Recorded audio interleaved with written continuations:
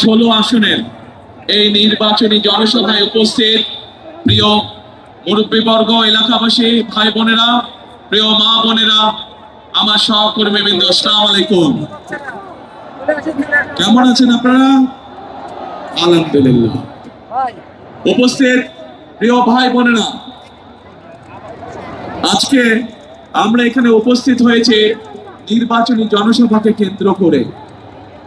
এই যে মঞ্চ, এই মঞ্চের পাশে কতগুলো মানুষ বসে আছেন এখানে, আপনারা হয়তো সবাই দেখতে পাচ্ছেন না, হয়তো কিছু মানুষ দেখতে পাচ্ছেন।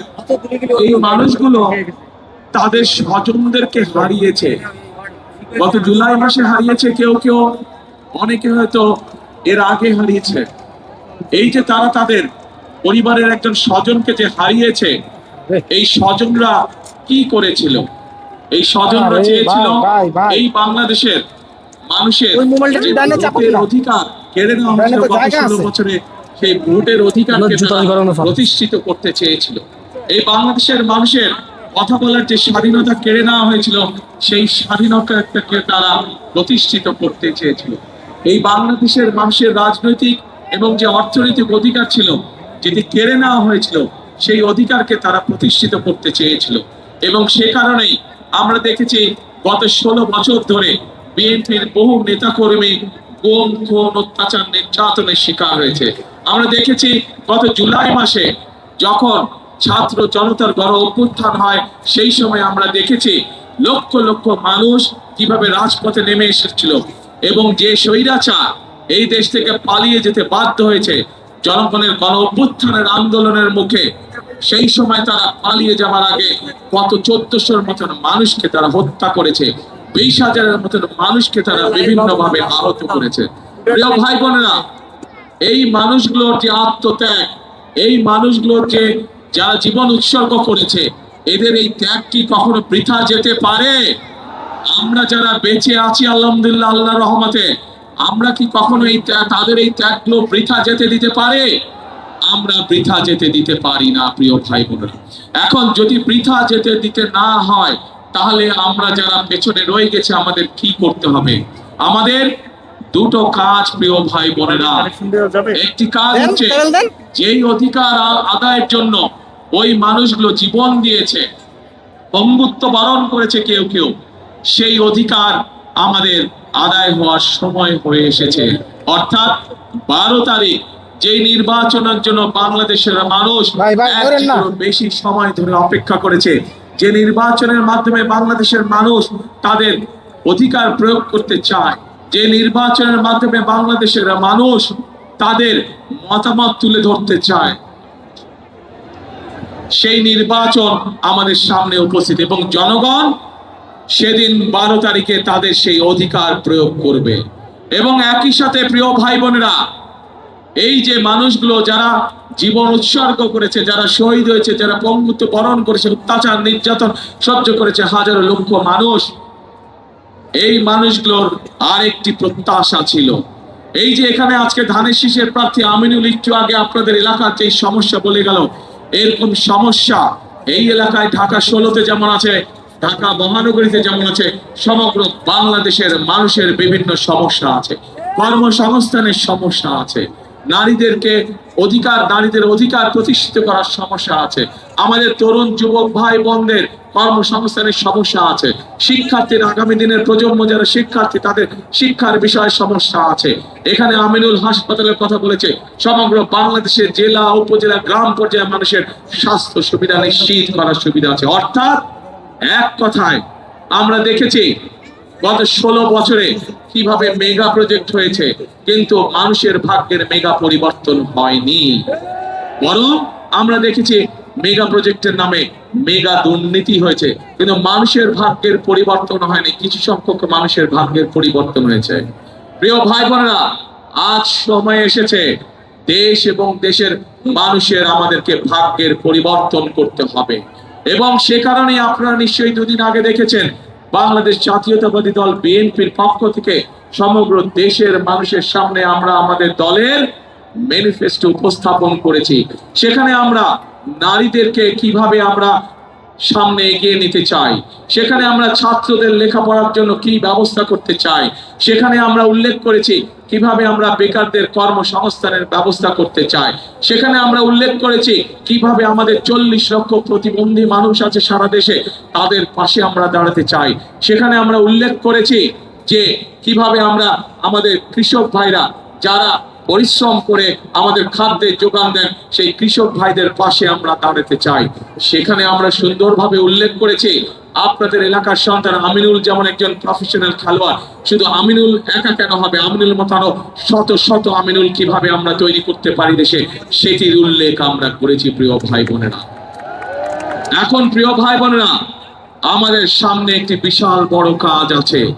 12 তারিখে আমাদেরকে সঠিকভাবে নির্ধারণ করতে হবে, নির্বাচিত করতে হবে যে কাদেরকে দিয়ে আমরা দেশ পরিচালনার দায়িত্ব করব।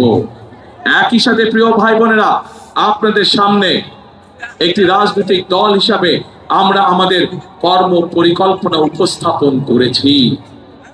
আজকে এই জনসভায় দাঁড়িয়ে আপনাদের সামনে হয়তো আমি আমাদের যে রাজনৈতিক প্রতিপক্ষ তাদের সম্পর্কে হয়তো আমি অনেক কথা বলতে পারতাম, তাদের সম্পর্কে হয়তো আমি অনেক গীবত গাইতে পারতাম, কিন্তু আমি যদি প্রতিপক্ষ সম্পর্কে বা কারো সম্পর্কে যাই বলি না কেন, তাতে কি জনগণের কোনো লাভ হবে? প্রিয় ভাই বোনেরা, জনগণের কোনো লাভ হবে না।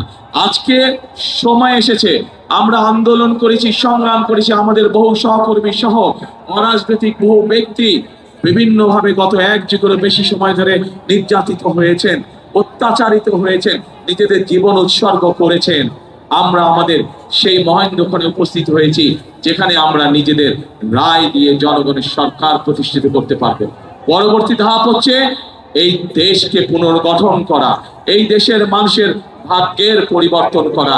এটি হবে আমাদের একমাত্র সামনের লক্ষ্য, এটি হবে আমাদের একমাত্র উদ্দেশ্য। প্রিয় ভাই বোনা, সেই জন্য আসুন আজকে ধানের শীষের পক্ষ থেকে, বিএনপির পক্ষ থেকে আমি আপনাদের সামনে হাজির হয়েছি। আজকে আমরা আপনাদের সামনে আমাদের পরিকল্পনাগুলো উপস্থাপন করেছি। আমরা বলেছি যে আমরা আপনাদের সমর্থনে আল্লাহর রহমতে সরকার গঠনে সক্ষম হলে দেশনেত্রী বেগম খালেদা জিয়া যতবার দেশ পরিচালনার সুযোগ পেয়েছিলেন, উনি চেষ্টা করেছিলেন, উনি ব্যবস্থাও নিয়েছিলেন এই দেশের নারীরা যাতে সমর্থনে আল্লাহর রহমতে বিএনপি আগামীতে সরকার গঠন করলে আমরা সারা দেশে প্রত্যেকটি গৃহিণীর কাছে, প্রত্যেকটি মায়ের কাছে আমরা ফ্যামিলি কার্ড পৌঁছে দিতে চাই। যেই ফ্যামিলি কার্ডের মাধ্যমে যেই ফ্যামিলি শহর গ্রাম প্রত্যেকটি জায়গায় খেটে খাওয়া মানুষ যারা আছেন সেই নারীদের কাছে, সেই মাদের কাছে, সেই গৃহিণীদের কাছে আমরা এই ফ্যামিলি কার্ড পৌঁছে দিতে চাই, এবং এই ফ্যামিলি কার্ডের মাধ্যমে আমরা তাদের কাছে সরকারের পক্ষ থেকে একটি নির্দিষ্ট পরিমাণ সহযোগিতা পৌঁছে দিতে চাই, যাতে করে ধীরে ধীরে আমাদের এই মা বোনেরা ধীরে ধীরে স্বাবলম্বী হয়ে উঠতে পারে। প্রিয় ভাই বোনেরা, আমরা একটু আগে আমি বলেছি যে আমাদের কৃষক যদি ভালো থাকে আমাদের দেশের মানুষ তাহলে ভালো থাকবে, এবং সে কারণে আমরা সিদ্ধান্ত গ্রহণ করেছি যে আমরা সরকার গঠনে ইনশাআল্লাহ আপনাদের রহমতে, আপনাদের দোয়া আল্লাহর রহমতে, আপনাদের সমর্থনে 12 তারিখে সরকার গঠনে আমরা সক্ষম হলে আমরা এই কৃষক ভাইদের পাশে দাঁড়াবো, এবং মা বোনদের হাতে যেভাবে আমরা ফ্যামিলি কার্ড পৌঁছে দিব একইভাবে আমরা কৃষক ভাইদের কাছে কৃষি কার্ড নামে একটি কৃষক কার্ড পৌঁছে দিতে চাই, যার মাধ্যমে আমরা সরাসরি কৃষক ভাইদের কাছে তাদের প্রয়োজনীয় শস্য, বীজ, কীটনাশক সকল প্রয়োজনীয় জিনিস যাতে আমরা পৌঁছে দিতে পারি। এবং শুধু তাই নয়, এর মধ্যে আমরা হিসাব নিকাশ করে দেখেছি যে আমাদের এই কৃষক ভাইদেরকে সহযোগিতা করার জন্য আমরা সিদ্ধান্ত গ্রহণ করছি। এখানে বহু ভাই বোন উপস্থিত আছেন যাদের পরিবারের কেউ না কেউ কোনো না কোনো গ্রামে বাস করছেন এবং কৃষি কার্যের সাথে জড়িত আছেন, না এরকম অনেকে বিভিন্ন ভাবে কৃষি কার্যের সাথে জড়িত। প্রিয় ভাই বোনেরা, আমরা সিদ্ধান্ত গ্রহণ করেছি যে বিএনপি ইনশাআল্লাহ 12 তারিখে সরকার গঠন করলে পরে সারা সমগ্র বাংলাদেশে যত কৃষক ভাই আছে যাদের কৃষি ঋণ আছে 10,000 টাকা পর্যন্ত, তাদের সেই কৃষি ঋণ আমরা সুদ সহ ইনশাআল্লাহ মওকুফ করে দেব সরকারের পক্ষ থেকে। প্রিয় ভাই বোনেরা, এই এলাকায় আপনাদের সন্তান ধানের শীষের প্রার্থী আমিনুল একটু আগে বলেছে, এই এলাকার যারা দুস্থ মানুষ আছেন, খেটে খাওয়া মানুষ যারা আছেন, সেই মানুষগুলোর জন্য হাসপাতালের প্রয়োজন, চিকিৎসার প্রয়োজন। ইনশাআল্লাহ ইনশাল্লাহ আজকে আপনাদের সামনে এতটুকু আমি বলে যেতে চাই, আমাদের যেরকম সারা বাংলাদেশের মানুষকে চিকিৎসা দেওয়ার, ঘরে ঘরে চিকিৎসা সুবিধা, বিশেষ করে মা বোনদের জন্য চিকিৎসা পৌঁছে দেওয়ার জন্য যেরকম একটি পরিকল্পনা রয়েছে হেলথ কেয়ার নিযুক্ত করার মাধ্যমে, ঠিক একইভাবে আজকে আমিনুল তার এলাকার মানুষের চিকিৎসার জন্য যে হাসপাতালের কথা বলেছে, ইনশাল্লাহ বিএনপি সরকার গঠন করলে আমরা সেই হাসপাতাল এখানে তৈরি করব, যাতে করে এই এলাকার মানুষ দূরে যেতে না হয়, তার নিজের এলাকার মধ্যে যাতে করে তারা চিকিৎসা সুবিধা পেতে পারে। প্রিয় ভাই বোনেরা, সমগ্র বাংলাদেশে আমাদের আরেকটি বিরাট সমস্যা রয়ে গিয়েছে।